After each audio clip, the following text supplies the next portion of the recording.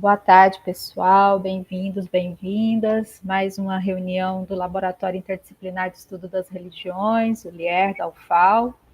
Damos muito boas-vindas novamente ao professor Cândido, que está animando aí o nosso debate nesse final de 2021. Então, hoje é nosso segundo momento de discussão com um texto importante do Pierre Bourdieu. E aí quero saudar também o João Facundo, que está aqui visitando a gente. Muito bem-vindo, João. Espero que você volte aí outras vezes.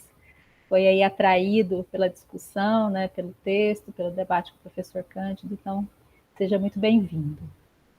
O professor Cândido vai, então, puxar a discussão, puxar a roda, fazer aí uma explanação para a gente poder depois nos debruçar com questões, com comentários. Então, a gente vai aproveitar bastante esse momento. Cândido, mais uma vez, obrigada. Fique à vontade. Bom, boa tarde, Linéia, boa tarde, Pedro, boa tarde a todos os demais colegas. Agradeço mais uma vez a oportunidade de estar aqui com vocês, poder dialogar mais uma das nossas temáticas propostas aqui, né?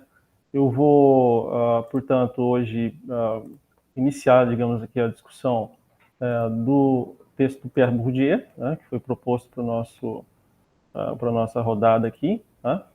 E aí, no segundo momento, abrir um pouco para a gente conversar a respeito do texto, né, e de outros textos que vocês tenham conhecimento do Bourdieu e que queiram chamar a atenção. Então, eu vou fazer a projeção. Tá aparecendo, né, Irineia? Acho que já está aparecendo, né? Tá, já está certinho aqui. Tá. Como fiz da outra vez, talvez aí 20 ou 30 minutos de fala, né? E aí a gente abre para conversar sobre o Bourdieu. E pedir a gentileza também de vocês, se houver uma queda de conexão, áudio, vídeo, problemas técnicos, me avise, por favor, porque eventualmente tem essa oscilação, né, de sinal aqui. Tá? Bom, então, deixa eu só achar onde que eu estou aqui. Muito bem, aqui. Bom, então, esse é o Pierre Bourdieu, o nosso autor de hoje, né, falecido no início aí do anos 2002, sociólogo francês, renomado, conhecido de todos vocês, certamente. Tem uma produção muito vasta, né, que vem lá dos anos 60 até os anos 2000, passando por um conjunto de temáticas também bastante variado, né? Desde discussões sobre religião, que é um pouco o caso que a gente vai dialogar aqui hoje, até mídia, arte, moda, né, educação, sobretudo, né? Crítica mais ao final da vida ao neoliberalismo, enfim, uma série de obras que tocam em temáticas mais variadas aí da teoria, digamos assim, sociológica contemporânea. O Bourdieu tem uma filiação, várias filiações teóricas, né? Vai desde o Marcel Mauss, passando por Durkheim, Lévi-Strauss, Marx, Weber, sendo esses os principais e que eu gostaria de destacar aqui em termos daqueles que são os contributos formais a partir dos quais ele elabora as suas teorizações, né, digamos assim. Né?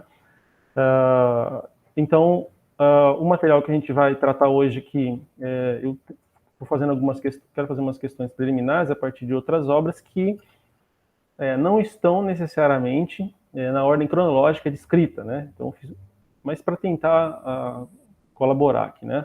O texto indicado, né? É o texto que é escrito na década de 70, mas eu quero chamar a atenção para outros que vêm um pouco posterior, que ajudam a esclarecer alguns conceitos e elementos que corroboram aqui a nossa análise, vamos dizer assim, né? Lembrando que os escritos do Bourdieu sobre religião, eles são fundados ali na década de 70, começam a ser produzidos na década de 70 e vão até os anos 90. Não são tão volumosos assim quanto em outras áreas, mas são também, digamos que, importantes, né? E nos anos 70, quando ele está produzindo, um ambiente ainda de referência dele, é um ambiente de diálogo, especialmente com o marxismo, tá? Mas não somente, há um ambiente de diálogo já com digamos que aquilo que o Edward Said vai propor também no orientalismo lá, né? Um diálogo com a antropologia norte-americana, do que for Geertz, esse diálogo não se dá, às vezes, diretamente, se dá muito mais indiretamente.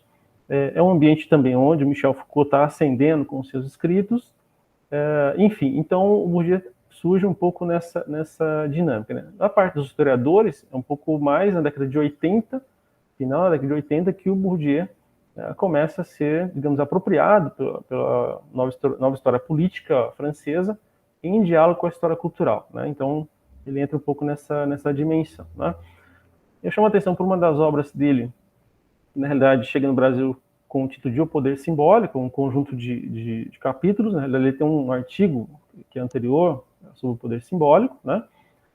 E aqui, particularmente, então fui obrigado a fazer isso, estilo meio de aula, de chamar um conceito e chamar alguns fragmentos. Isso às vezes é um pouco didático, às vezes meio maçante, mas se tratando do Bourdieu, é recomendável fazer isso, né?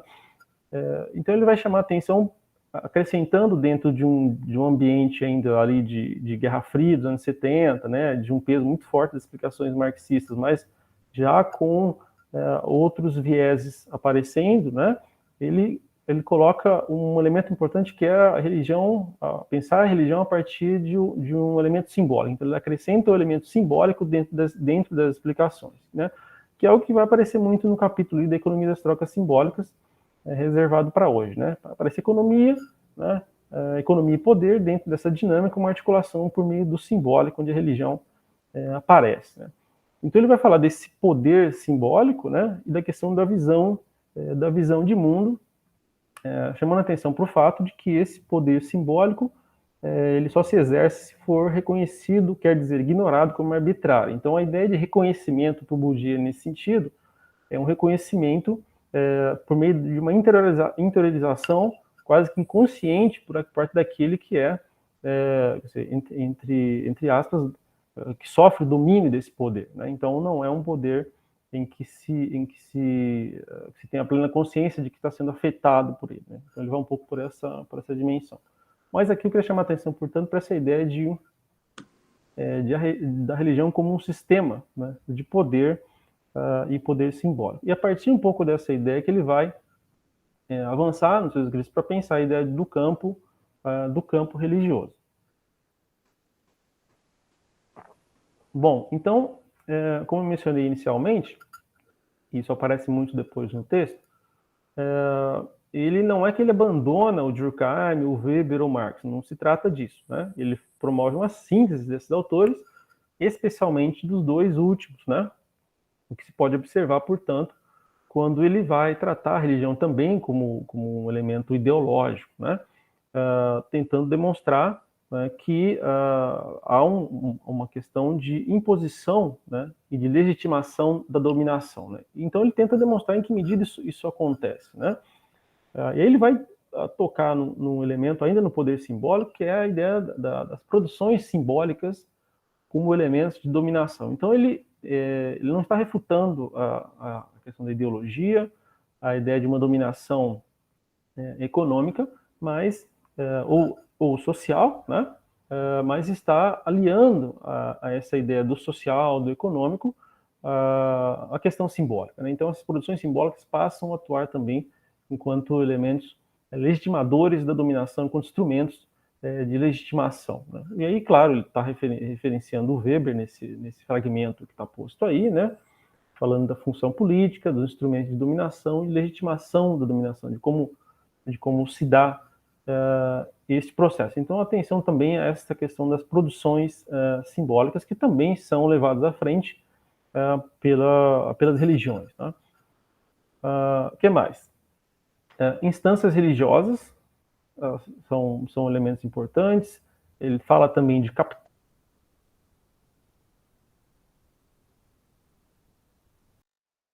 Ele fala de hábitos. Aí são três variáveis que são fundamentais aqui. No texto simbólico, eu chamo a atenção para a questão do hábito, né? Todos são relevantes, mas a ideia de hábito é uma ideia fundamental no Bourdieu, para toda a sociologia do Bourdieu, mas que, particularmente na questão religiosa, tem um peso fundamental, né?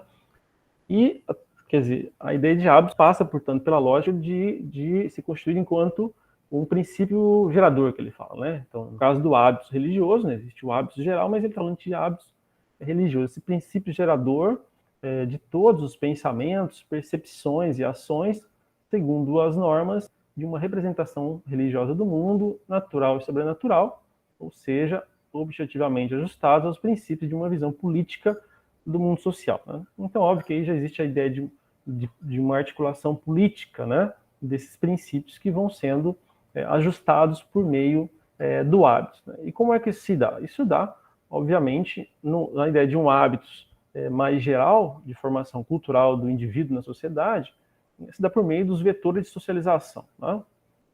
Tá bom? A escola, a família, para os homens em algumas sociedades, o serviço militar, né? A instituição religiosa, ou instituições religiosas operam também nessa formação, quer dizer, os amigos. Então, esses vetores de socialização funcionam na formação de regra de todas as pessoas e deixam, digamos que conformam nos indivíduos um mínimo comum, né, de referentes sociais, referentes culturais, referentes políticos e religiosos. Então, o hábito vai um pouco nessa ideia de um princípio gerador que conforma o indivíduo à sociedade, né?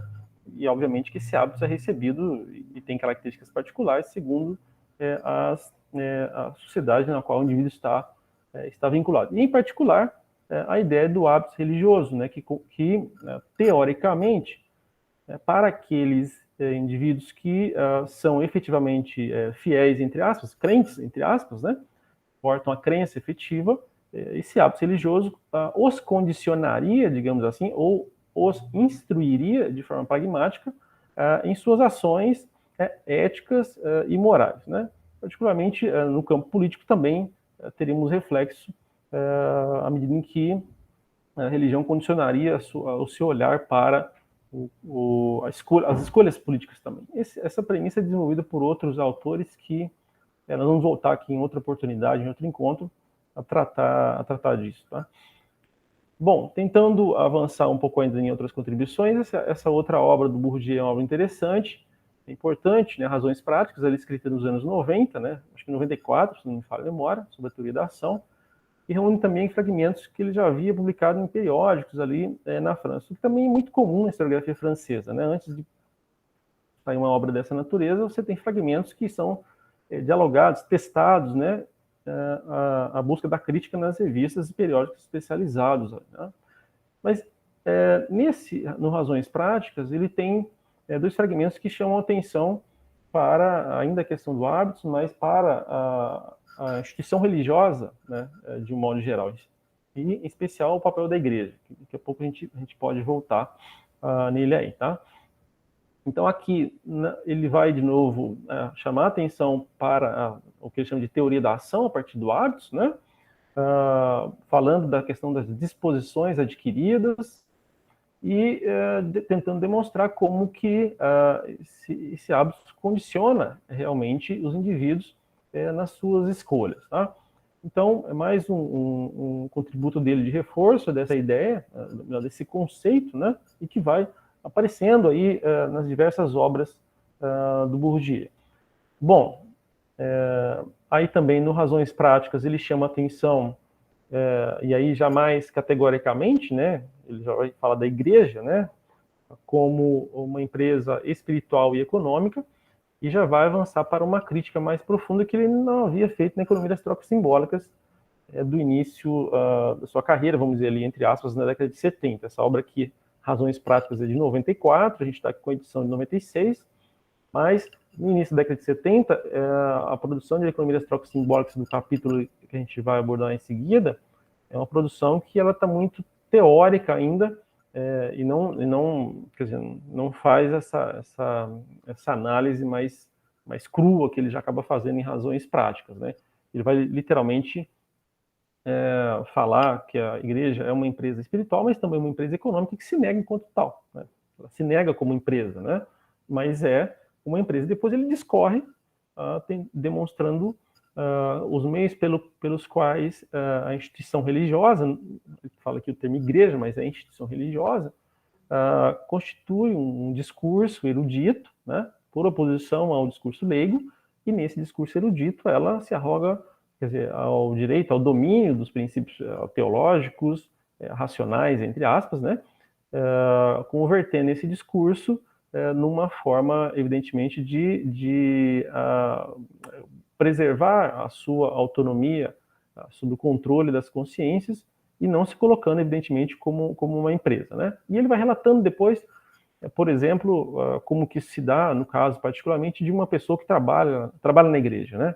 Ou trabalha para a igreja. Então, em algum momento, ele demonstra que este trabalho do indivíduo para a igreja ou para a instituição religiosa, ele é um trabalho que tem duas facetas. Um que é um trabalho efetivamente do ponto de vista das relações de trabalho, com direitos, etc., né, mas para a igreja, em algum momento, esse trabalho ele passa a ser convertido numa lógica narrativa como sendo um trabalho fruto de uma doação à divindade, né?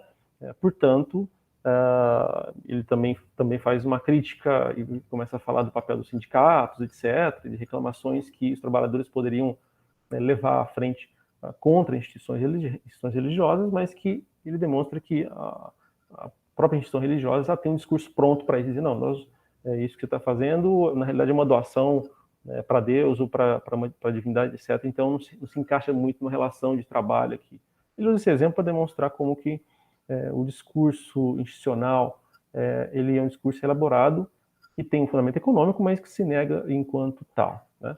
E que procura estabelecer na sua base uma diferenciação entre a autoridade institucional competente para elaborar o discurso e aqueles que são leigos que não estariam aptos nem muito menos a decodificação da natureza íntima desse tipo de discurso, tá? Bom, agora sim, vamos lá. Feitas as considerações preliminares, eu vou avançar então aqui para o capítulo que foi aquele capítulo indicado, gênese e estrutura do campo religioso, na realidade, né, da economia das trocas simbólicas. E esse material é um material produzido pelo Bourdieu, então, em 1971, se eu não estou enganado, no original, e que está um pouco dentro daquele cenário inicial que eu havia mencionado, né? Então, ali ele divide esse capítulo em 4 partes, se não falo a memória, e vai, portanto, nessas 4 partes, desenvolvendo um pouco parte de uma análise inicial do Durkheim, depois Weber, Marx, e mais ao final avança para conceituar a ideia de campo, né, a ideia de relação com o poder político em especial. Então, na estrutura do capítulo que propôs, a gente percebe ainda essa presença muito forte, menos de Durkheim, mas muito mais do Marx e do Weber, né? E, na realidade, Bourdieu acrescentando aí esse elemento do simbólico dentro desse debate, tá? Bom, então eu chamaria aqui alguns pontos, tentando destacar alguns pontos que passam pela questão do simbólico, por tentar demonstrar em que medida esse simbólico atua também dentro de uma lógica de construção, e aí, é claro que tem que articular essa questão com a questão do hábito, né? Quando está falando de simbólico, está falando também da ideia da inculcação de práticas, de representações, e essa questão da inculcação, ela ocorre nesse processo de socialização do indivíduo, né? Desde da sua infância até a sua vida adulta, tá? Então passa pela questão do simbólico, depois a gente chama atenção para a questão do campo religioso, depois mais na parte final, em que medida esses elementos se articulam junto da relação com o político. Então a ideia é chegar um pouco nessa questão religião e política, que é um pouco a linha que eu tenho trabalhado e que gostaria de chamar a atenção aqui para vocês, né? Então ele diz que a religião exerce um efeito de consagração sobre 2 modalidades, através de suas sanções santificantes, converte em limites legais os limites e as barreiras econômicas e políticas efetivas. Em particular, contribui para a manipulação simbólica das aspirações que tende a assegurar o ajustamento das esperanças vividas às oportunidades objetivas. Então, aqui é realmente essa ideia de que não necessariamente a religião leva à alienação do indivíduo, né, mas em como ela, sim, ela promove, de certo modo, uma manipulação. De que forma? Por meio da inculcação ou do introjetar representações que levem aí a uma conformação de uma visão de mundo, e também essa conformação leva o indivíduo a práticas esperadas. É claro que aqui a gente está tratando em termos teóricos ideais, né? Bom, um segundo elemento também desta manipulação simbólica, inculcação de valores, representações e práticas, tem a ver com a questão de como esse sistema, né, que ele chama de práticas e representações, ele funciona. Então, ele vai tentar estabelecer algo nesse sentido, né? Então, na página 46, por exemplo, ele fala deste efeito de conhecimento e desconhecimento, né? Como se dá esse efeito, né? Quer dizer, o processo de inculcação não é um processo que necessariamente, estritamente, não passa necessariamente pela consciência do indivíduo sobre os elementos que ele está sendo afetado, né? Então ele diz, inculca um sistema de práticas e de representações consagradas cuja estrutura estruturada reproduz sob uma forma transfigurada, né? Transfigurada, mascarada, né? Transmutada, e, portanto, irreconhecível a estrutura das relações econômicas e sociais vigentes em uma determinada formação social. Bom, e aí segue, etc., acrescenta elemento simbólico, etc. Então, na realidade, o sistema de inculcação, e aí ele está partindo nesse diálogo com Marx, especialmente, né? Quer dizer, a estrutura das relações econômicas e sociais, essa estrutura, quer dizer, vai ser transmutada, né? De forma transfigurada, por meio do processo de inculcação nos indivíduos. Bom, isso se daria de um modo geral, né? Se não estivéssemos falando de religião aqui, isso daria um pouco nessa dimensão, né? Por meio da lógica da ideologia. Mas como aqui a questão é a religião, então ele acrescenta que a religião ocupa esse peso. Bom, é preciso lembrar que a teoria do Bourdieu não serve para tudo, né? Então ele está se referindo, quando ele elabora esses textos sobre as religiões, me parece que muito particularmente a tradição judaico-cristã, né? E ele vai lançar isso no início do capítulo, né, falando da questão da divisão do trabalho, da questão da racionalização, da moralidade, falando também do papel das cidades, etc. Então ele eloca isso meio no cenário, eu diria que talvez europeu, né, e em particular judaico-cristão, de onde ele depreende uma série de elementos para pensar a instituição religiosa, vamos dizer assim, né, dentro dessa sua análise. Então, eu precisaria ver em que medida, e acho uma questão a ser conversada, essas teorizações se aplicariam em outras regiões aí, além do Ocidente, tá? Bom, avançando aqui, portanto, outro ponto que ele destaca, qual é a função, então, ou funções sociais da religião, por Bourdieu, neste texto, chamamos aqui a atenção, né?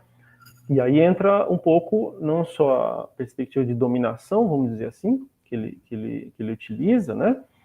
Mas a perspectiva do dominado, quer dizer, o Bourdieu tenta explicar como é que funciona a mecânica de compreensão da função da religião para o dominado, que ele coloca aqui de leigo, né, nesse sentido. Quer dizer, bom, então, as religiões não servem estritamente ou somente, né, como ele coloca ali, apenas justificações de existir capazes de livrá-las da angústia existencial e algo nesse sentido. Então, não é só isso, né? De um lado, sim, né, as religiões têm essa função de cumprir um papel de resposta à existência do indivíduo, mas de outro lado, e aí é onde aparece mesmo a questão social, quer dizer, não, o que ele vai dizer, bom, justificações de existir em uma posição social determinada, em suma, de existir como de fato existe. Então, questão existencial e conformação social, quer dizer, posição social. Então, a função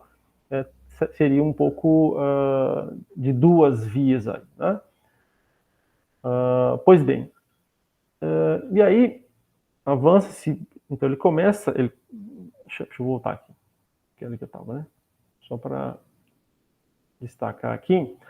Então, quando ele estava discutindo essa questão das funções sociais da religião, no que diz respeito à deposição social, é a deixa que ele dá um pouco para avançar, aí sim para o diálogo com a questão de classe social. E aí, realmente, seja nessa obra, seja em outras obras, do Bourdieu, essa questão da classe social é sempre um embrólio para estudar isso no Bourdieu, né? Porque em algum momento ele diz, bom, classe social, depois ele não fala em classe social, ele fala em agentes, depois ele fala em grupo social, mas, no geral, me parece que ele ainda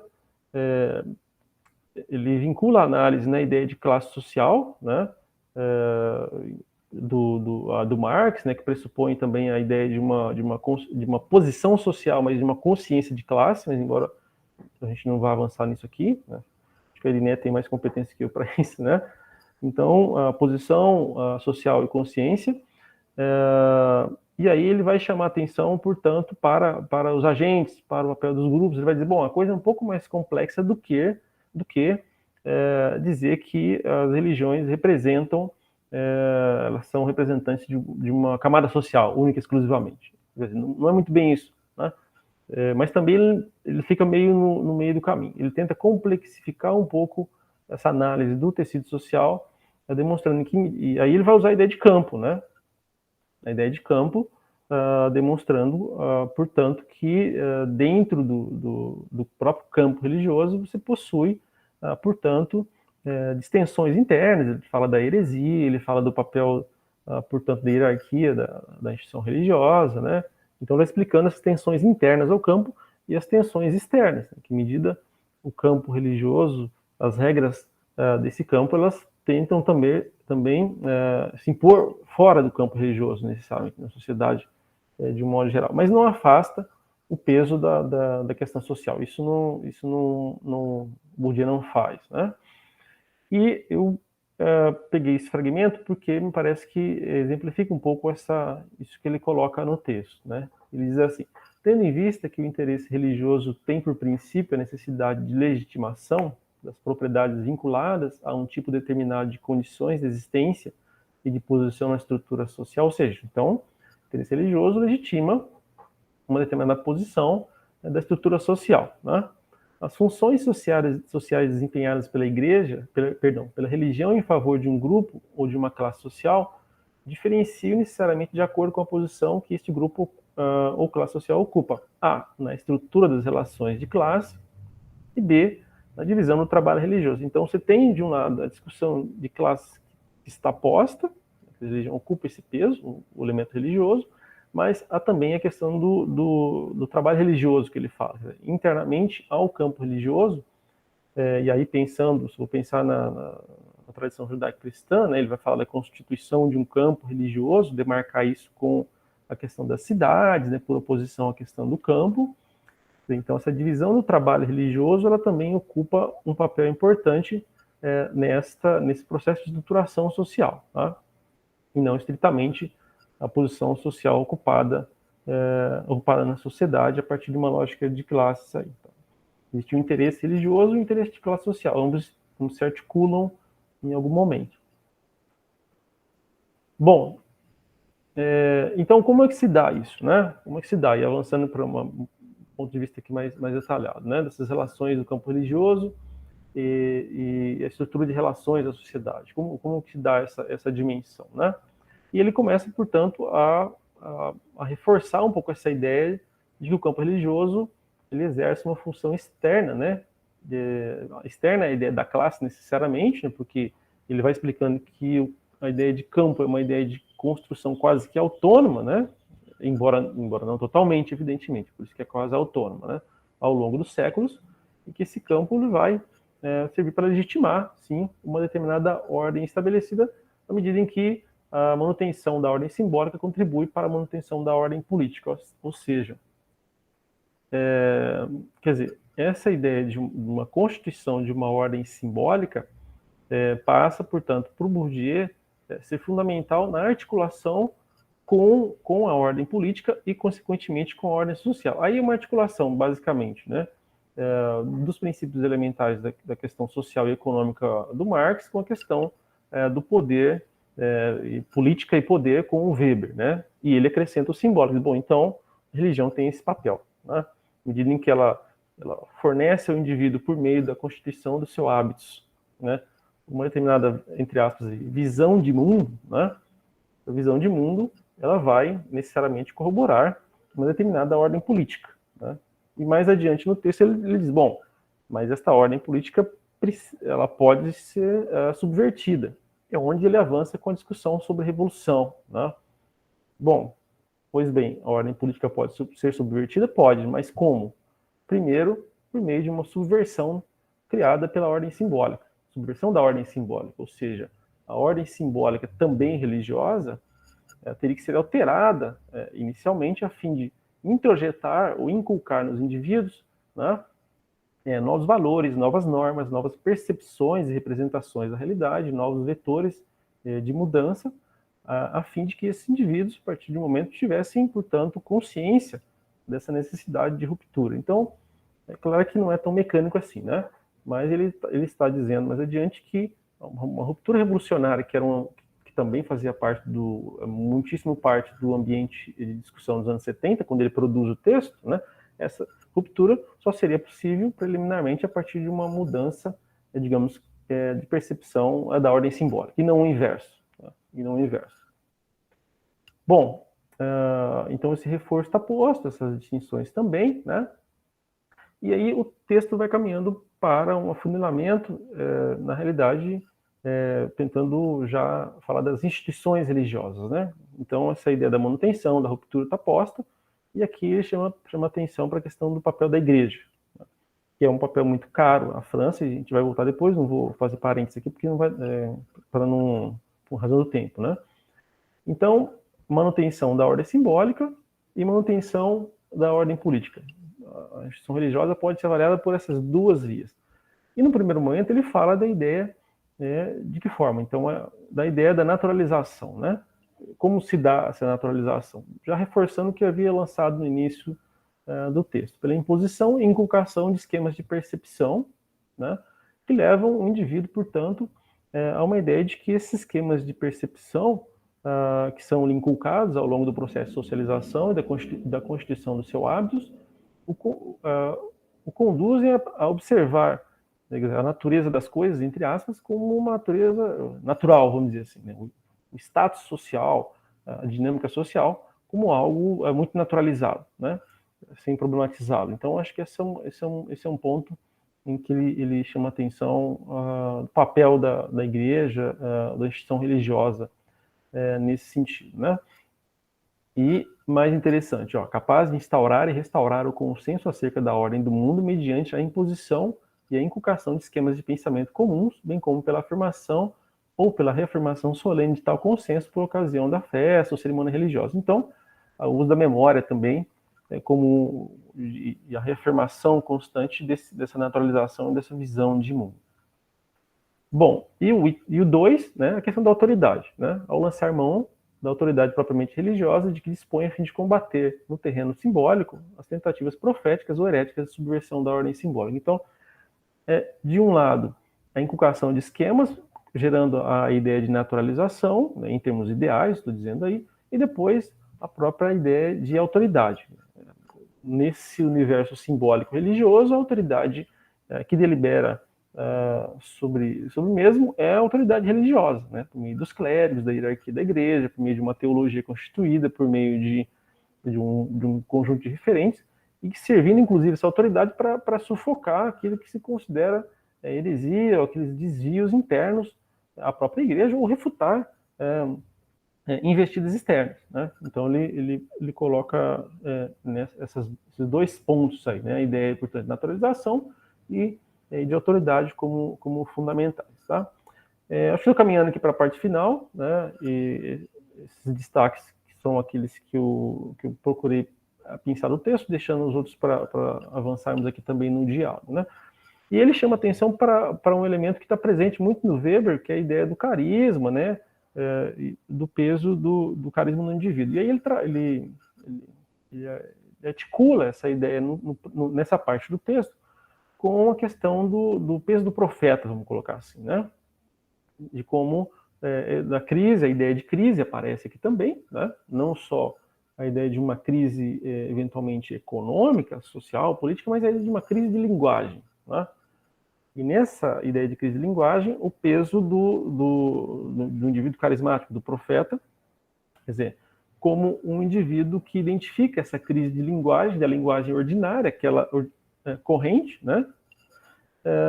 E adota, portanto, e possui, portanto, os instrumentos, digamos, extraordinários, vamos colocar entre aspas aqui, né? de diálogo dentro dessa crise de linguagem ordinária, propondo o que eles chamam de uma linguagem de crise, né? Quer dizer, propondo saídas para a crise da linguagem e para a crise social, econômica que estivesse diante, e a partir dessas saídas, quer dizer, se utiliza o que? Referentes, segundo o próprio Bourdieu, que ele coloca lá, são referentes que já estão na própria sociedade, né, com os quais os indivíduos já se identificam, mas que, devido à crise da linguagem contemporânea, ordinária, os líderes, as lideranças atuais não conseguem reunir os elementos para destacar, quer dizer, quais seriam as saídas, então, para a problemática a ser enfrentada. Então, ele coloca o profeta um pouco nessa dimensão, né? A ideia da ilusão da novidade radical, né? É uma ilusão, porque, na realidade, não há novidade, nem muito menos tão radical, que já não estivesse por ali, e na sua ótica haveria, portanto, uma crise muito mais da linguagem ordinária do que de qualquer outra coisa, tá? Eu acho que era isso. Em outros fragmentos em que ele lança algumas premissas, vai desenvolvendo essas premissas na sequência, tá? Especialmente na parte mais final do texto, quando há a ideia da articulação, portanto, entre o religioso e o político, né? A ideia, portanto, da legitimação do político por meio do religioso. Enfim, a gente pode voltar a isso. Eu não quero me estender muito mais aqui para deixar o espaço para para ouvir vocês também, ouvir as impressões de vocês a respeito do texto e, eventualmente, os questionamentos. E, né, é um pouco isso que eu queria chamar a atenção aqui, e agora fica à disposição, então, para a gente dialogar aqui um pouco mais sobre esses pontos e sobre outros mais. Muito obrigada, Cândido, pela síntese e os destaques que foram dados, né? É um esforço grande, porque realmente é muita coisa. E eu mesma aqui estou com uma série de dúvidas, questões que eu gostaria de aproveitar, então, abusar e pedir aí para o professor ajudar a gente a esclarecer para ter um aproveitamento melhor do debate.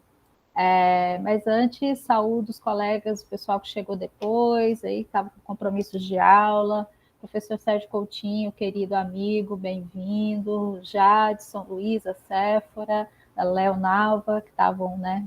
Pedro também, que estavam em aula. Então, gente, vamos abrir a discussão. Ei, Sérgio, que bom te ver. Quem quiser começar, é só levantar a mão ou abrir o microfone. Fiquem à vontade, pessoal, não fiquem tímidos. Mesmo os que chegaram depois, podem já começar perguntando.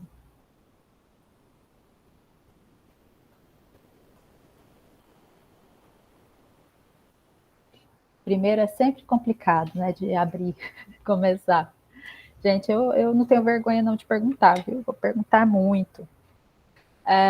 Cândido, a gente estava comentando antes, né, das dificuldades inerentes aí do autor, um pouco tendo a ver com toda essa elaboração teórica dele, na formação, estilo de linguagem, né, e outras questões, na verdade, de uma discussão muito densa dentro da sociologia, que parte já de pressupostos que, se o leitor talvez não esteja muito familiarizado, torna realmente o texto mais cifrado, né?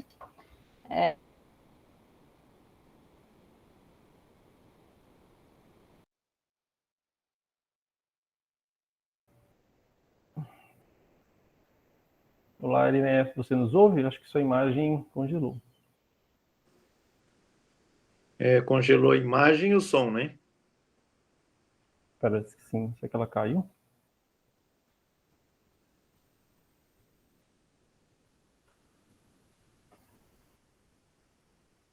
Vou esperar um minutinho, né? Talvez ela retorne.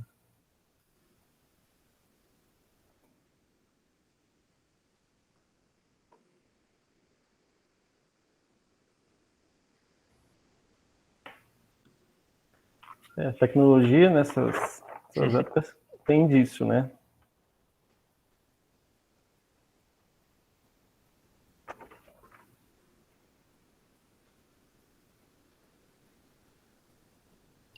Ela caiu. Talvez esteja tentando voltar, né? Pode ser. Ela está hospedando o link, né? Deve estar voltando. Pessoal, desculpa, caiu aqui total a minha conexão. Esperamos que não tenha se machucado, professor. Não, mas o tombo foi feio. Perdoem, eu vou ficar com a câmera desligada aqui para segurar e tive que mudar de ambiente aqui. Enfim, onde eu estava, né? Não sei onde vocês ouviram. Exatamente essa articulação entre os autores, né, num pressuposto do debate da sociologia, já como o Cândido havia mencionado no início, no momento específico de discussões entre o estruturalismo, né, e as demais vertentes que estão se organizando ali, inclusive em relação à historiografia também, que está num debate forte com o marxismo, né. Então, realmente tem esses desafios para uma primeira leitura que tornam necessário a gente ir com calma, talvez, né, ir pontuando, como o Cândido trouxe para a gente, né, uma pontuação importante. Aí, Cândido, eu queria que você, por favor, se pudesse comentasse mais para nós, dentro dessa articulação epistemológica do Bourdieu, né, porque quando eu lembro que eu fiz as disciplinas de sociologia da religião na minha época de formação, na graduação e na pós, né? E era ali na USP o professor Lísias Negrão, o Pierucci, que eles tinham uma briga forte entre Lísias Negrão e Flávio Pierucci, em torno do Weber e em torno do que eles chamavam muito de um... como é que era a palavra? Eclético, né? Sociólogos muito ecléticos, que misturam muitas teorias e tendências e que faria, então, aproximações que poderiam, de repente, de fato, epistemologicamente não funcionar. Não é bem o caso do Bourdieu, pelo menos na minha limitada leitura. Me parece que a tentativa que ele faz, quer dizer, o que ele faz de pegar uma estrutura de explicação da sociedade burguesa e do capitalismo a partir de Marx, aproximar com o debate em Weber, né, das questões políticas, como você colocou, e aí essa introdução do simbólico, como você mencionou, eu queria que você comentasse um pouquinho mais, porque a partir do simbólico é que talvez fique assim, ele está na crítica dos etnólogos, do estruturalismo, mas ele assume parte dos pressupostos do debate sobre esse simbólico, e esse simbólico como linguagem. É isso? Não é isso? Como é que é isso? Se você pudesse, pelo menos, assim, esclarecer um pouquinho mais dessa articulação entre do Marx ele pega o quê, do Weber ele pega o quê, e aí no simbólico ele está com qual, né? Porque ele menciona muito, cita muito Lévi-Strauss, mas em alguns momentos ele faz uma crítica também a uma certa etnologia. Então, enfim, pergunta aí longa, espero que tenha sido bem elaborada. E quem mais, pessoal, se quiser, para a gente fazer um bloquinho primeiro? Ou comentários, se não for perguntas. Eu queria fazer um comentário, na verdade não é um comentário direto, é uma pergunta mesmo, agradecendo ao Cândido pela exposição. Cândido, assim, muito, muito concretamente, né, o Bourdieu é um autor desafiador, né? Irineia já apresentou aí alguns dos dados que justamente tornam a leitura dele um desafio importante. A minha pergunta é, no campo de estudos ao qual você se dedica, né, que você já tem apresentado a gente aí em algumas oportunidades anteriores, né, a instituição católica, a elite católica, né, da primeira metade do século passado. Eu queria que você comentasse um pouquinho a pertinência da abordagem de Bourdieu na sua abordagem das questões que te interessam. Quem sabe também dessa maneira um autor que é tão desafiador, né? Ele fique mais palatável, né? Na medida que a gente vê, não, olha, a sacada dele é útil para a gente pensar tal aspecto, tal faceta, né? essa seria a minha pergunta. E a outra observação é a importância do conceito de hábitos, e aí estou destacando aqui também esse conceito, porque Jadson acabou de defender a dissertação dele aí há pouco mais de um mês. Eu, como orientador dele, tratei de problematizar esse conceito com ele, né? Também é um conceito importante, porque ajuda a pensar, você colocou isso no slide, né? Algo que está além da intencionalidade, a intencionalidade, digamos assim, consciente do sujeito, né? E com isso você pode fazer, inclusive, uma ponte com a psicanálise, né? Nem sei se o Bourdieu teria essas conexões ou não, quando ele fala de alguma coisa que acontece, né, para além ou ao largo, a despeito da intencionalidade consciente do sujeito e que, de alguma maneira, revelaria, né, desse... Pois é, Irineu acabou de colocar, exatamente. Mas o conceito de hábitos talvez sugerisse alguma coisa nessa direção. Enfim, é a observação e a questão. Saber um pouco mais também da sua própria pesquisa. Como é que Bourdieu ilumina ou não, né, as suas questões. Obrigado.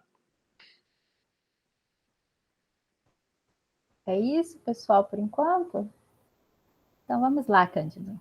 Enquanto o pessoal vai se organizando para fazer perguntas. Obrigado, estou trocando as telas aqui, são segundas vezes com várias coisas abertas. Eu tomei nota aqui.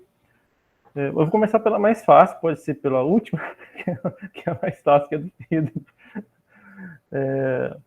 Então, Pedro, e daí já vou para o da Irineu, né? Realmente, quando você está falando da questão do hábitos, né, eu sinceramente não sei dizer, mas é um momento que é muito contemporâneo do Foucault, né? Também, nessa discussão. Né?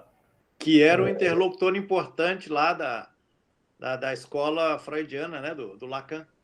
Sim, sim. Então, assim, o que se presume um pouco nessa questão de quando ele coloca o simbólico, coloca o peso do hábito, é a ideia, portanto, que esse processo de inculcação ele é inconsciente, né? Ele não tem a dimensão. E mesmo, e aí se for para o campo da psicanálise, né, isso ganha cores mais fortes, né? Quer dizer, as práticas dos indivíduos são práticas das quais eles têm apenas consciência parcial. Né? O inconsciente opera sobre as nossas mentes das formas mais variadas e não temos acesso pleno a esse inconsciente, senão por meio de uma análise muito profunda, longa e duradoura, digamos assim. Né? Mas não sei afirmar exatamente se teria um contato direto deles nessa perspectiva, não, tá? Em relação aos trabalhos, aí eu utilizei o Bourdieu no meu doutoramento, né? Utilizei um pouco no mestrado, utilizei no doutorado, né? Então, o doutoramento foi para tentar demonstrar o peso de como o Bourdieu contribuía para explicar o peso de um intelectual católico, que era o Alceu Moraes Lima, né? Dentro como leigo, né? Vinculado à igreja, mas como leigo, e como seu intelectual, portanto, respondia, né, às demandas da Igreja Católica na sociedade, né, seja no campo cultural, no campo político, etc. Então, foi um pouco nesse sentido. E no caso do mestrado, estudando a revista A Ordem sobre os Intelectuais Católicos, digamos que leigos, a dinâmica era um pouco também tentar demonstrar essa conexão entre intelectuais, entre igreja e entre o mercado editorial, vamos dizer assim, né, por meio da publicação de uma revista.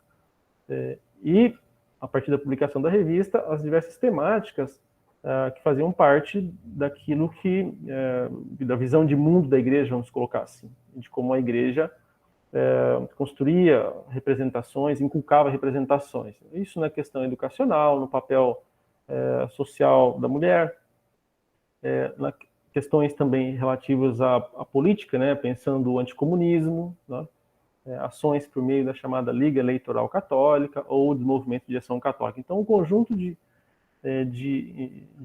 movimentos, instituições, de valores, conjunto esse que pertencia, portanto, inicialmente a um domínio que o Bourdieu classificaria como um domínio, digamos, erudito, né, da hierarquia da igreja. Então, esse domínio que pertence a hierarquia da igreja erudita, passa em algum momento, no caso do Brasil, que eu estudo por meio da revista Ordem, depois do Amoroso Lima, passa para os leigos. Quer dizer, então, a hierarquia compartilha esses pontos que são muito clássicos dela própria com os leigos, mas não são leigos de modo geral, são leigos que são intelectuais reconhecidos na sociedade. E aí eu tento demonstrar, portanto, esse compartilhamento e como ele se dá concretamente, né? Estudando cada um dos temas e etc. Agora, há um trabalho mais relevante, que eu já mencionei também na presença passada aqui, que é o do próprio Sérgio Miceli, a Elite Eclesiástica Brasileira, né?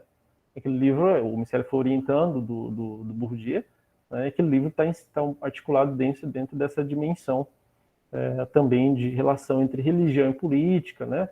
A partir da perspectiva do Bourdieu. Acho que é um pouco nesse sentido.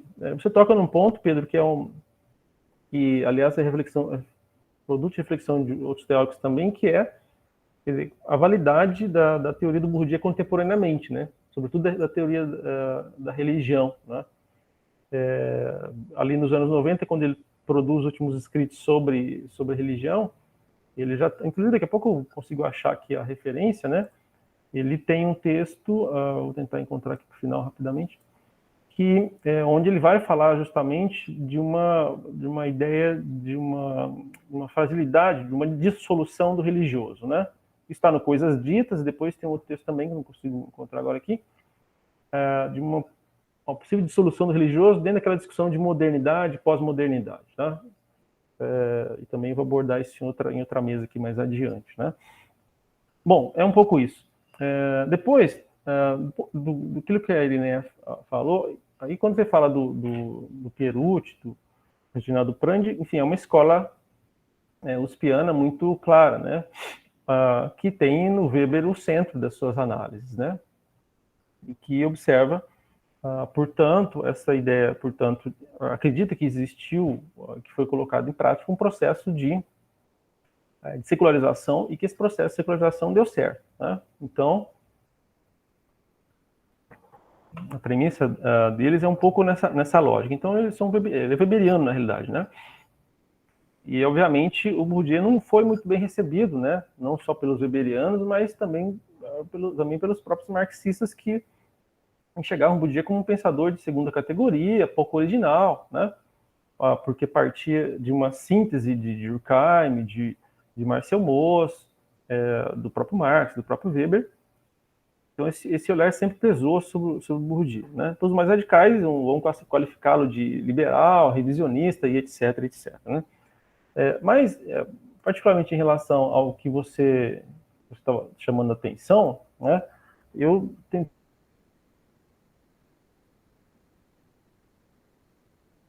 destacar aqui, inicialmente, que ele vem desses autores, no caso do Marx, particularmente, e aqui encontrei um detalhe também, né? O Panofsky presente na discussão de Atos, né? Mas, enfim, particularmente você fala do Weber, vou pegar o Weber primeiro, né? A ideia, portanto, de que você tem uma sociologia religiosa que pertence, ou está em relação com uma sociologia do poder, vamos dizer assim, né? Então, essa é um pouco a ideia que o Bourdieu retira dali, né? Então, sociologia religiosa vinculada a uma sociologia do poder, né?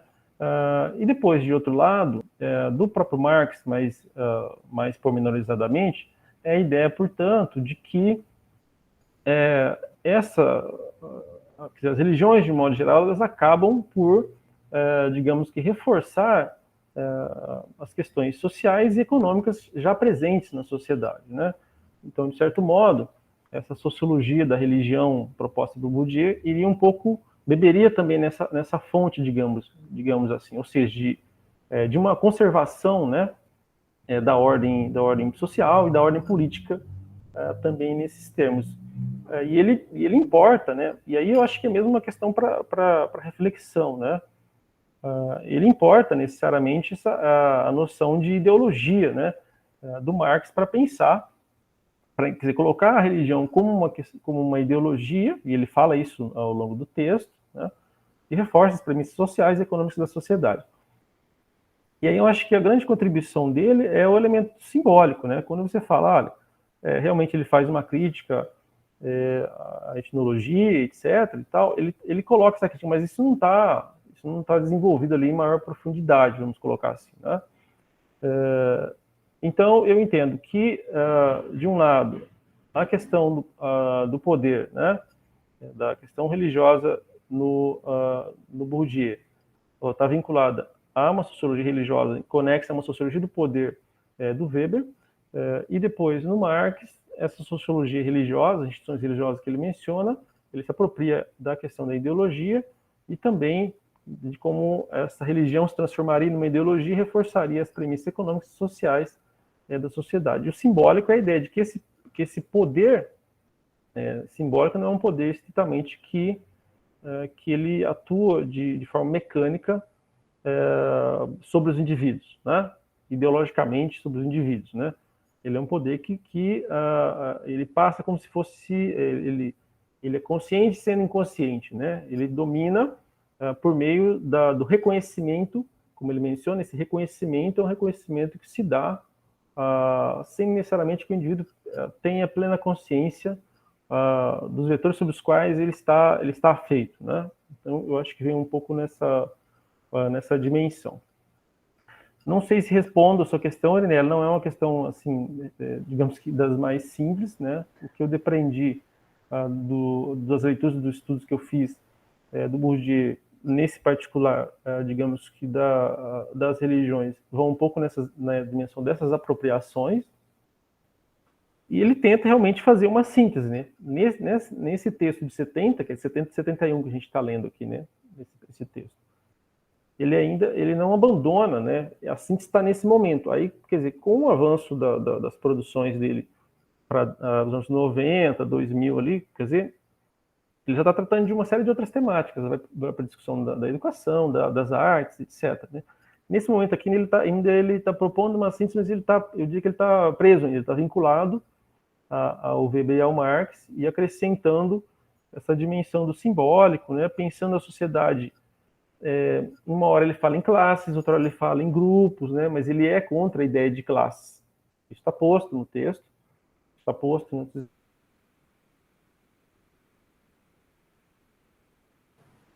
escritos dele. Mas aí, mais adiante, ele se fala de outra mental teórica. E acrescenta o campo religioso, a ideia de que, para além da classe social, para além do grupo, você tem um campo religioso constituído, e aí é que eu falava que esse campo religioso, que tu indica, ele é judaico-cristão europeu, né? Esse campo religioso constituído ao longo dos séculos, que porta um discurso particular, com regras próprias, quase autônomo, mas que dialoga com outras esferas sociais, e no caso político ele serve para legitimar essa ordem ou para subverter essa ordem, depende do estudo que está sendo feito, a sociedade está sendo estudada. Tá? E o que está mais próximo da França, quando ele está escrevendo, obviamente, é a Igreja Católica. Né? É sempre o debate sobre a laicidade do Estado, né, na França, e a presença ou não das religiões na sociedade francesa, né, os limites dessas religiões na sociedade francesa, que é muito a ideia ali do Weber, né, que parte do Weber sobre a ideia de secularização. Está vinculado nisso aí. Muito bem. Não sei se esclareço ou se complica mais. Não, né? Já vai ajudando, Cândido. Muito obrigada. Desculpa, gente, eu vou ter que manter realmente a câmera desligada, mas eu queria continuar com um desdobramento dessas questões. Eu não sei, tem mais alguém, gente, que quer, por favor, se falar, comentários ou dúvidas? Por favor, não deixem virar aqui um bloquinho, né? Pedro, Cândido, eu. Professor Sérgio, já ligou o microfone, meu companheiro Sérgio. Fale. Depois eu quero falar, se não tiver ninguém aí na frente. Tá, eu só vou então dar uma sequência de raciocínio aqui para não perder, Sérgio, eu já te passo a palavra.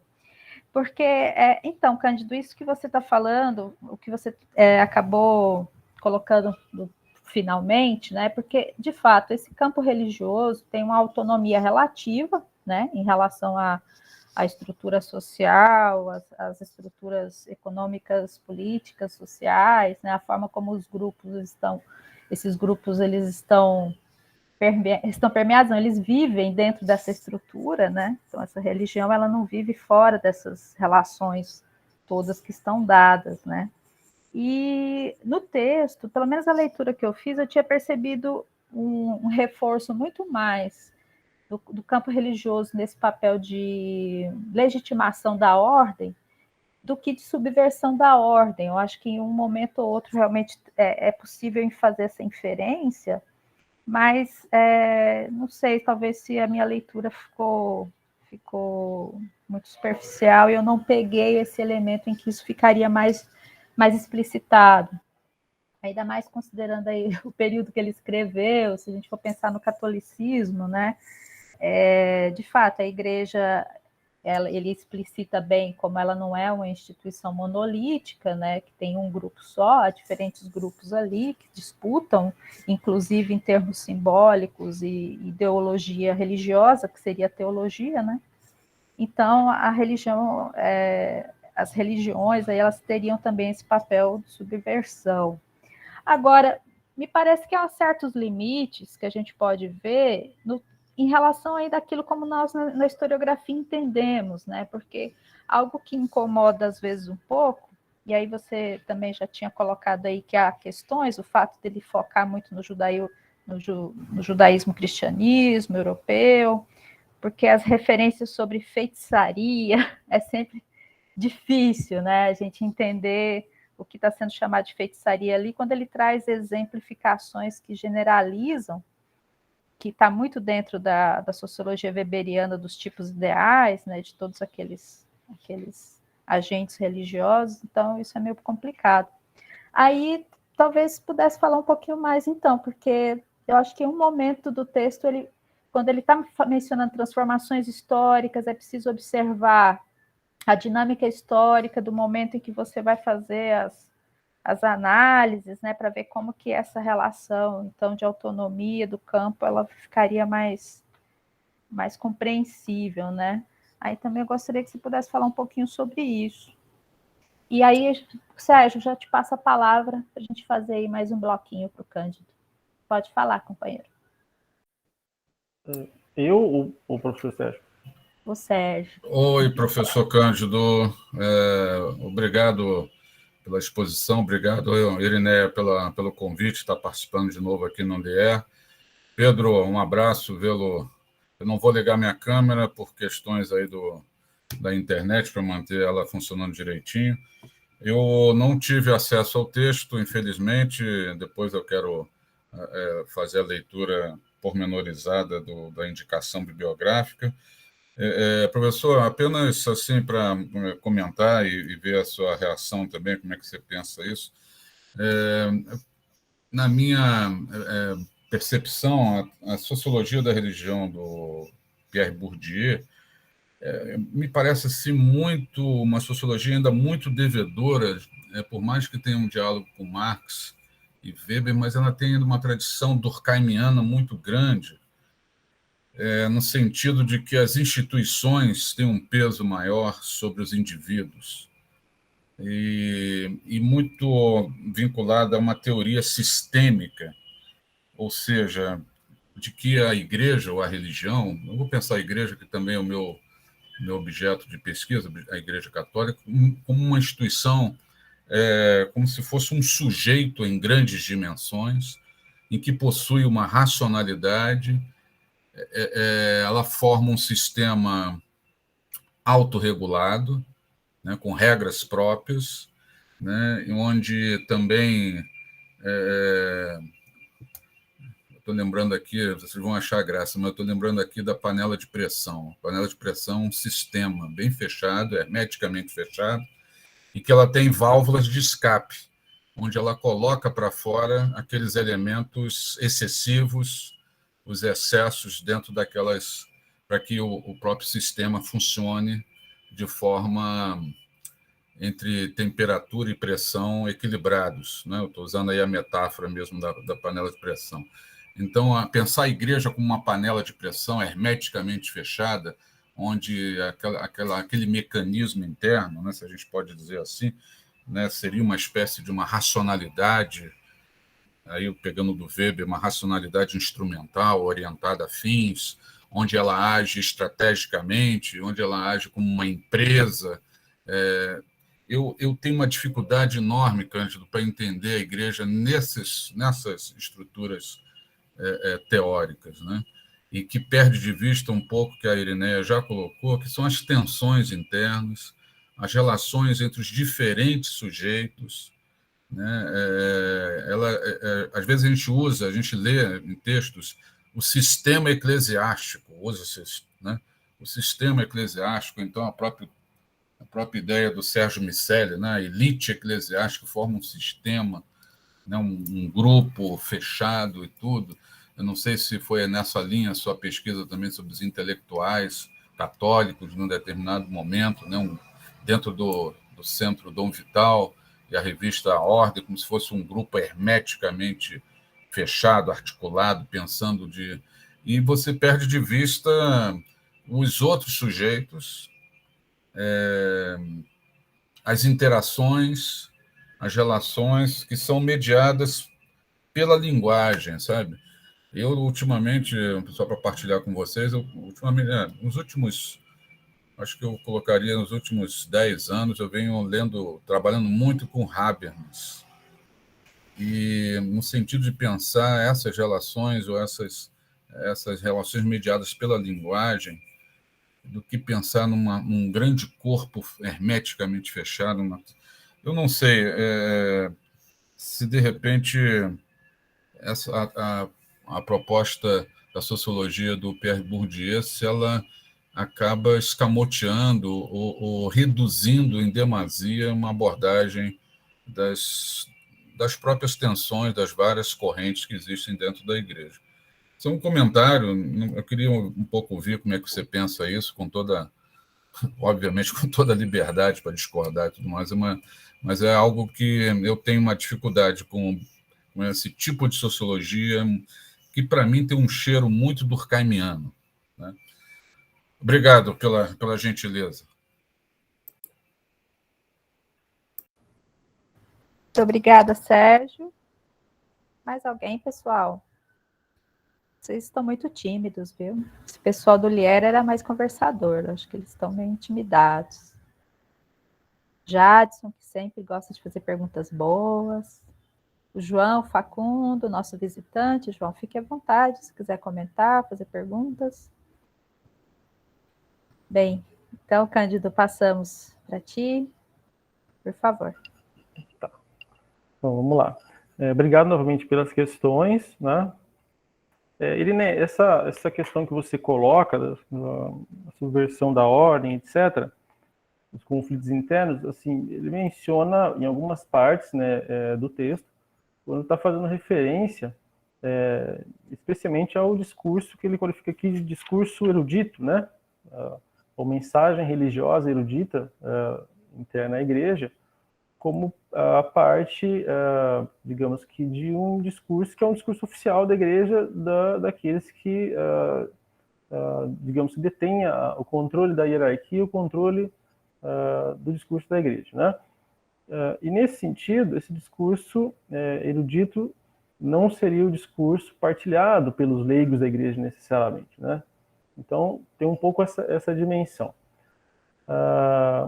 E aí, quando ele fala disso, ele fala também, e aí você tem razão, ele está citando de um modo meio genérico, ele está se referindo à Europa, parece que é isso mesmo, né?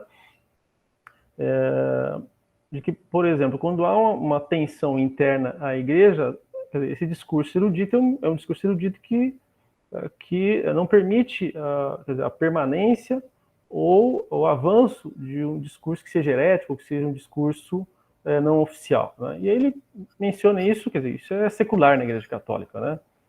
Só olhar lá para o São Francisco de Assis e etc., como que a Igreja vai enquadrando indivíduos e tentando resolver essas tensões, né? E aí, como a religião como instrumento de ruptura, ele menciona, lá, está um pouco na parte final do texto, né, o item 4.2.1, justamente quando ele está falando da revolução simbólica, revolução política, né? Não é possível uma revolução política sem que haja uma revolução simbólica, e essa revolução simbólica, quer dizer, em algum momento ela tem que ser feita, né? E a religião teria um papel nesse sentido, mas a ideia no texto que está posto aqui de 1971 é uma ideia muito mais de conservação ainda, né? De conservação da ordem econômica e de conservação da ordem social, de atendimento a um grupo social, uma classe social, nesse momento de transição que o Bourdieu está escrevendo, né? Mas ele fala que pode sim, né? Que é possível que exista esse discurso de ruptura, mas naquele momento não é isso que a gente observa. Quer dizer, e aí, passando já para a questão do professor Sérgio, existe sim, né? Existe, ele menciona, ele abre o texto, inclusive, falando sobre isso, né? Uma base durkheimiana, né, sobre funcionalista, vamos dizer assim, das formas elementares da vida religiosa, né, que ele utiliza, né. Então, não é um pensador simples de ser decodificado, porque ele bebe em várias fontes, né? Existe essa base durkheimiana, você tem razão, das formas elementares da vida religiosa. Depois ele avança também para o Weber, depois para o Marx, onde ele trata a religião como ideologia, né? Enfim, eu acho que tem um pouco dessa ideia de conservação, mas também tem um pouco a ideia de ruptura presentes nele aí, né? Não sei se era um pouco nesse sentido que você estava mencionando. Eu acho que mais adiante, no livro chamado As Regras da Arte, quando ele escreve lá o capítulo sobre o riso dos bispos, né, a tradução Riso dos Bispos, né, de 94. Esse outro capítulo já é um capítulo onde essas tensões elas estão, digamos, um pouco mais claras, né? A diferença aí de escrever em 71 e escrever nos anos 90, né, diante de um outro cenário. Então, talvez aquele capítulo possa dimensionar um pouco como que essas tensões se fazem presentes. Mas aí, lá naquele capítulo das regras da arte, sobre o riso dos bispos, o que fica mais evidente é um papel, quer dizer, também muito econômico da igreja, né? Então ele reforça um pouco essa tese e vai, portanto, destacando essa aliança, portanto, da igreja com determinada camada social, vamos pensar assim, né? Então eu não sei, eu acho que o Bourdieu ele é passível de mais de uma leitura de acordo com o tempo, né? Eu acho que esse primeiro texto, que é o mais clássico, né? Na sequência da obra tem uma análise, a interpretação sobre o Weber, ele ainda está nesse momento que é um momento de transição, né? Eu penso que os escritos já dos anos 90 são escritos que possam demonstrar um pouco mais essas tensões, né? No caso do Brasil, você tem razão quando menciona o trabalho do Miceli, né, essa ideia de corpo. Nos trabalhos que eu levei à frente, confesso que no primeiro trabalho inicial, essa ideia das tensões não era uma ideia que estava muito próxima, né? Já na tese isso muda, porque quando eu faço o estudo de um intelectual católico que, quer dizer, está um pouco à frente da igreja, né, naquele momento, que é o Amoroso Lima, quer dizer, ele passa a ter uma influência europeia de um filósofo chamado Jacques Maritain, que vai ser um dos divulgadores da democracia cristã na Europa e no mundo, e aí essas tensões começam a aparecer, né? Então ele começa a sofrer, tanto o filósofo quanto o próprio Amoroso Lima no Brasil, reveses de dentro da hierarquia da igreja ou de leigos que eram intelectuais ali. Bom, Plínio Correia de Oliveira, por exemplo, Gustavo Corsão, Dom Jaime de Barros Câmara e outros nomes que assim, alguns da hierarquia, outros não, e que vão para cima dele dizendo, mas esse filósofo não é muito legal, porque ele é próximo dos comunistas. Bom, enfim, então essas tensões começam a aparecer, né? E aí outros colegas vão levar isso à frente. Zé Zanotto vai estudar a TFP, que é a Tradição Família e Propriedade, né? O Rodrigo Coppola Caldeira também, né? Então tem uma equipe que vai pensando uma igreja que ela é múltipla, variada e que tensiona internamente, tensiona externamente, né? E essa coesão ela é feita por meio desse discurso, digamos, esse discurso mais erudito mesmo, hierárquico, que enquadra os grupos e movimentos em nome de uma unidade, e o Bourdieu vai dizer uma unidade falsa, né, da própria igreja. Não sei se te respondo totalmente, mas é um pouco a impressão que eu tenho, né, seja da leitura do Bourdieu, seja das pesquisas sobre a igreja católica no Brasil do século XX. Perfeito, agradeço, foi ótimo. Muito obrigada, então. Ou alguém levantou a mão? Pessoal, vamos aí, mais uma rodadinha. Aproveitem, gente, aproveitem. Se eu fosse professor desse pessoal, eu tirava ponto de todo mundo. Sabe como é que é, né? O pessoal vai se formando aí, vão pegando as asinhas, aí a gente perde as medidas de coerção.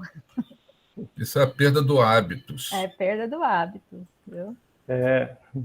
Ou vai ficar apontando os dedos aqui. Ah, Altina, ó. Altina já sentiu aí o forte. Muito bem, Altina, muito obrigada. O professor Cândido, na fala dele, ele falou sobre a questão de aplicações, não foi esse o termo, né, mas tipo, devidas e indevidas, né, do Bourdieu. Eu gostaria que ele falasse um pouco, né, a visão dele de aplicações indevidas. Acho que ele já falou bastante sobre devidas, mas se ele quiser acrescentar algo mais, eu fiquei curiosa.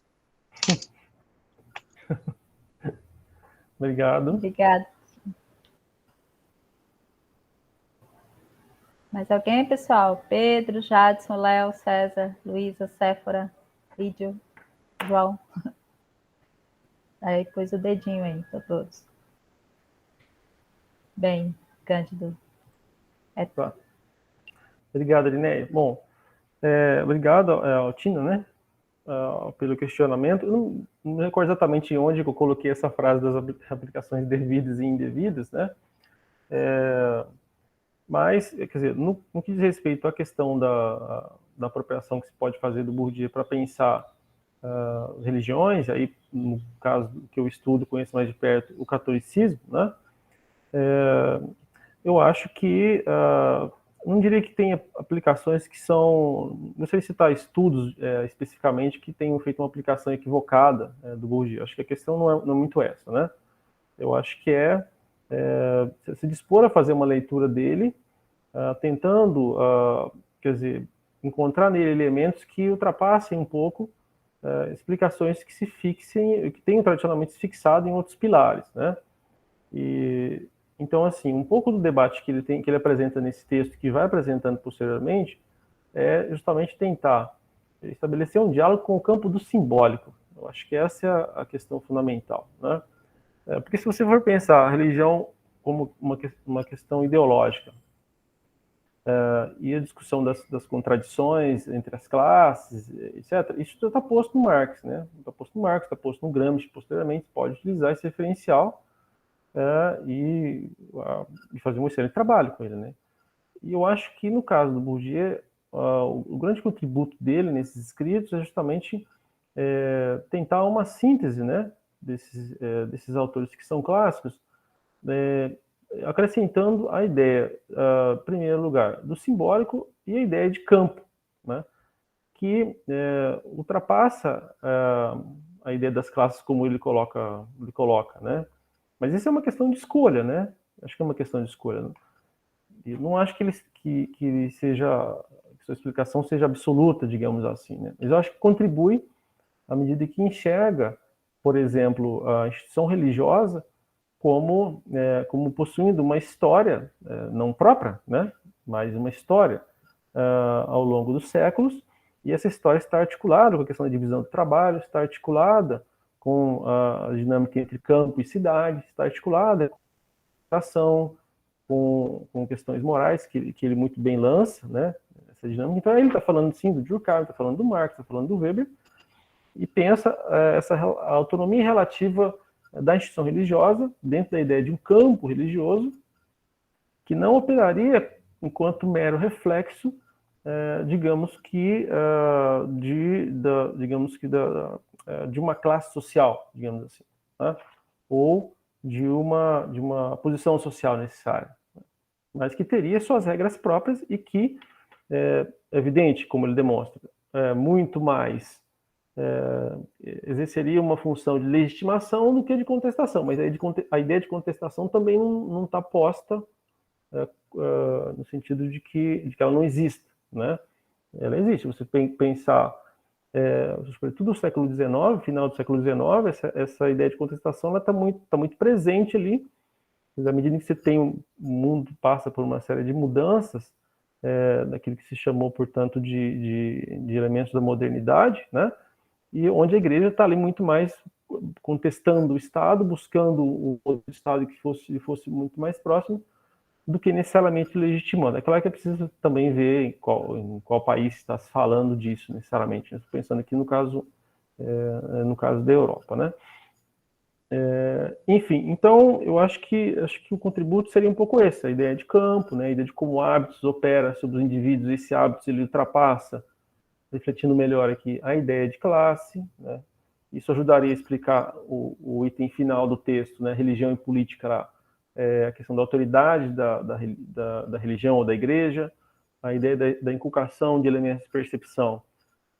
Vamos dar um exemplo aqui muito grosseiro, né? Quer dizer, o que levaria, né, portanto, o indivíduo, homem e mulher, de uma camada social pobre, a votar num determinado candidato que defende as bandeiras e que pertence à burguesia, vamos dizer assim. Como é que a gente explicaria isso aí? Também poderia explicar pelo conceito de alienação, né? Mas, se tomar por Pois conta ele não usa o conceito de alienação, né? não usa, ele usa ideologia, né? Pois é, mas assim, é aí que tá, né? Ele pega uma parte, então, assim, ele não pega o conceito de ideologia na sua totalidade, assim, no sentido do seu desenvolvimento a partir da lógica interna no texto marxiano, né, e engelsiano, né? Ele elabora ali a partir de uma leitura, né? Porque enfim, desculpa te cortar, Cândido, continua. Tudo Eu bem. viajei agora aqui. Não, mas tem razão.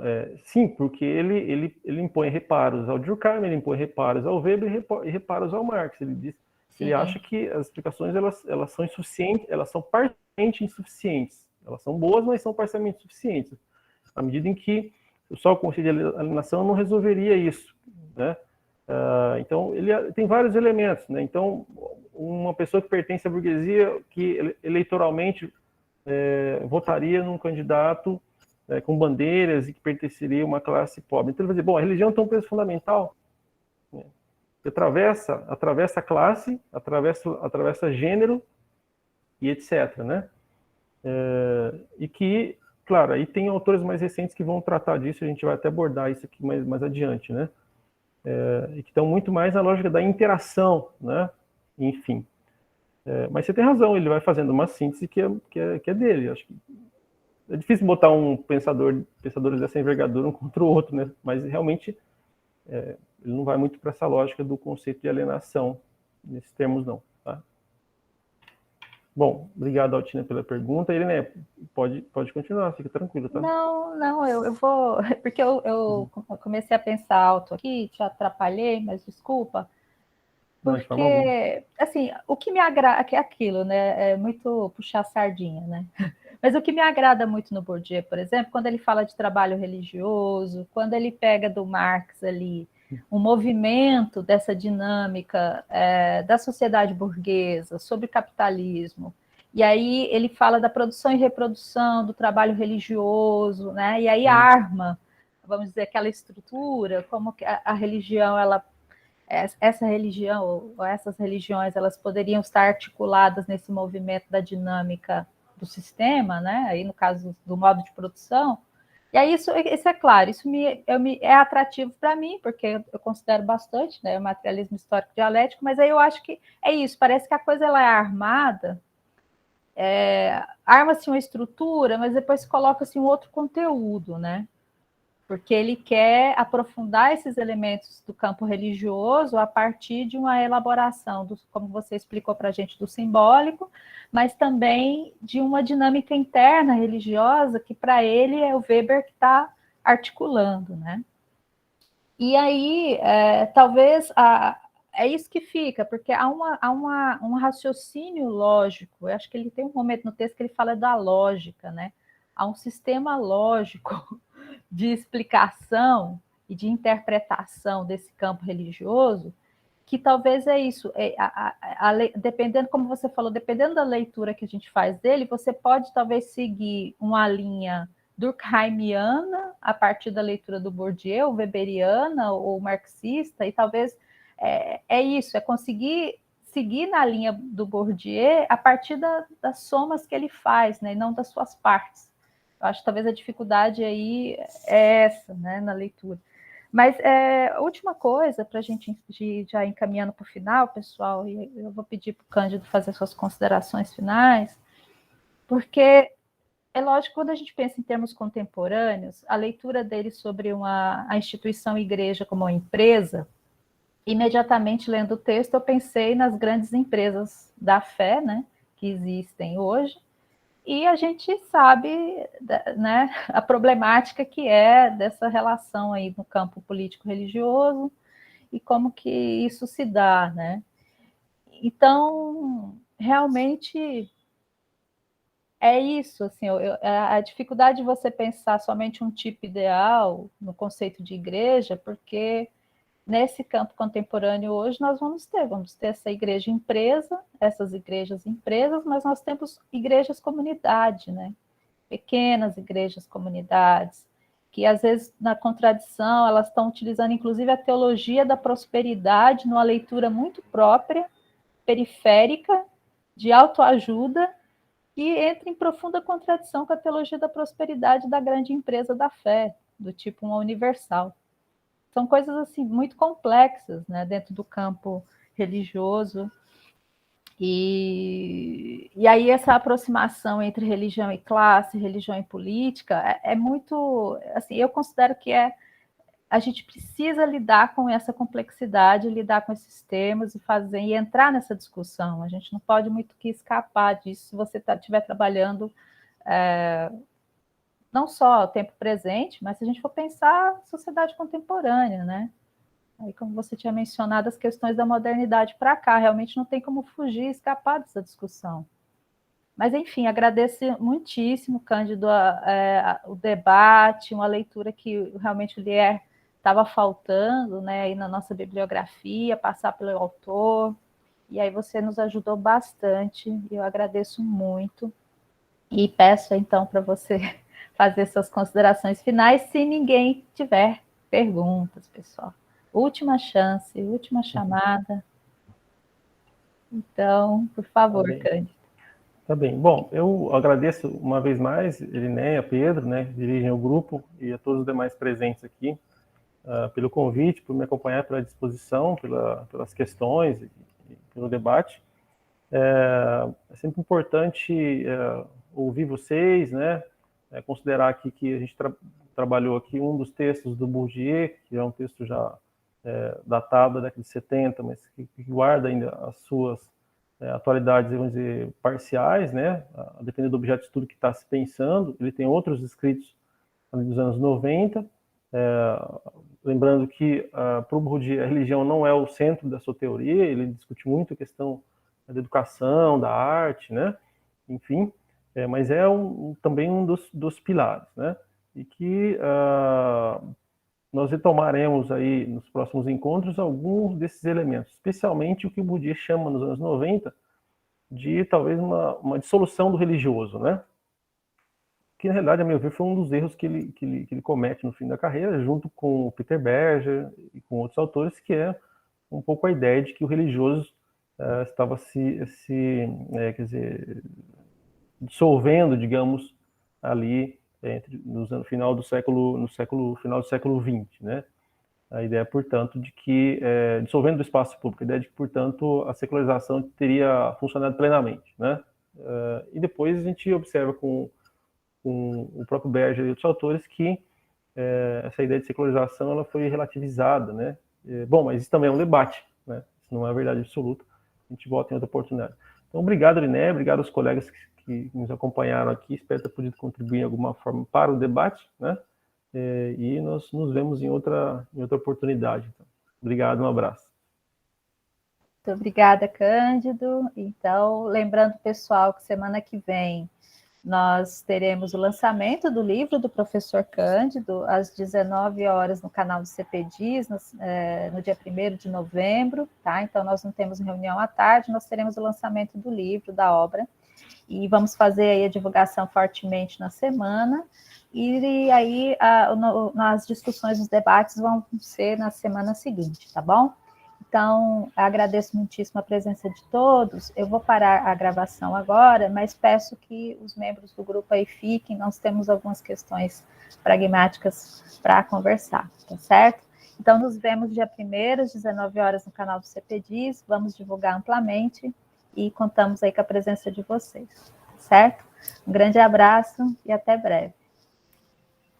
Obrigado, Irineia. Obrigado, Cândido. Um abraço, Pedro, e a todos aí do LIER por essa oportunidade, tá? Até a